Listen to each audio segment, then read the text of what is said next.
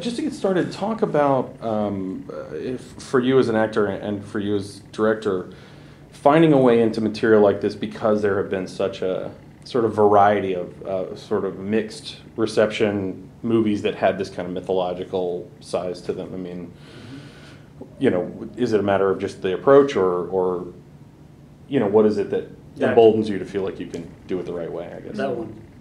Approach. Basically, the same story has been told long before film came along. So the idea is it dead? I don't think so. And could you have a different approach in it? Yes, you need to put different ingredients in it.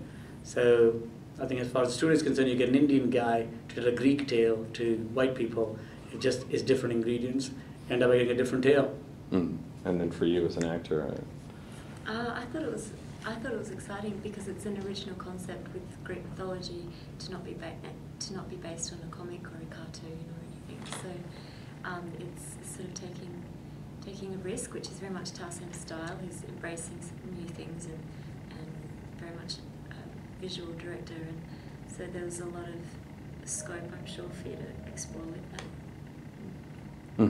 Well, because there is this enormous breadth of mythology to draw upon, do you have to focus just on the story that you're telling, or how easy is it to sort of incorporate all the aspects of these other things? Number one. I think basically it's a story of Theseus, and gods and all, and titans, and the problem of the humans. They have never been, in mythology, they didn't really come together. It's like putting dinosaurs with caveman, you know, they didn't exist in the same era. So for me, when you put that together, you just look and see what services the story. So for me, the story of Theseus and his drive is what I was interested in. We took that as a nutshell, and the agenda of gods is very rarely mixed with him, but that's what we did. And for you, did you have to look at sort of the more complete mythology of your character, or did you just sort of take your cues from the script? It wasn't really necessary for the film, other than exploring the archetype of her character and what she represented. And then in the end, we ended up playing her a lot sort of softer and more vulnerable than what she was depicted in history.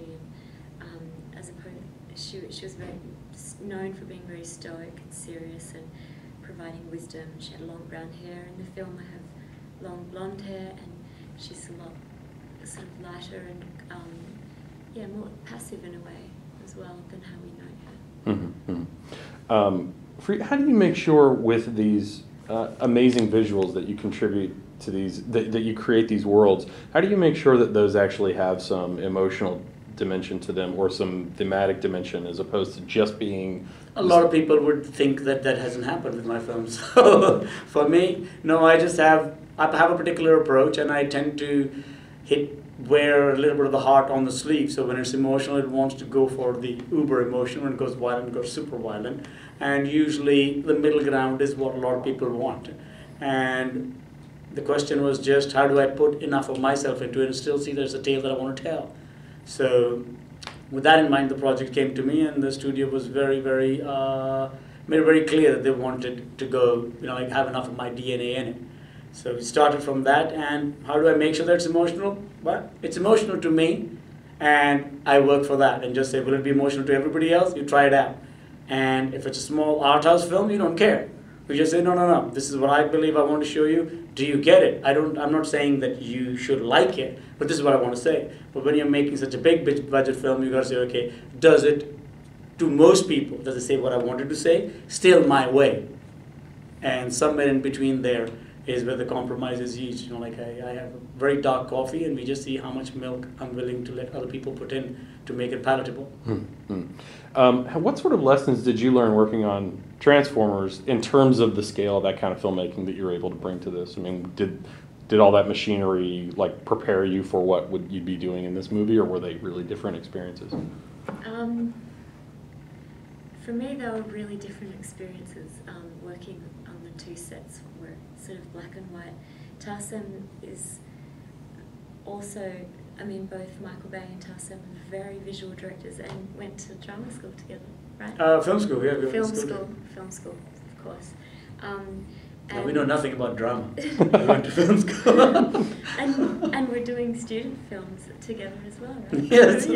I was a car salesman selling, camel salesman selling something in one of his films, if I remember correctly. Yeah. Never saw it, but yeah. Yeah, so they both have this incredible visionaire style, like can stamp their style. It's amazing, you can recognize it. It's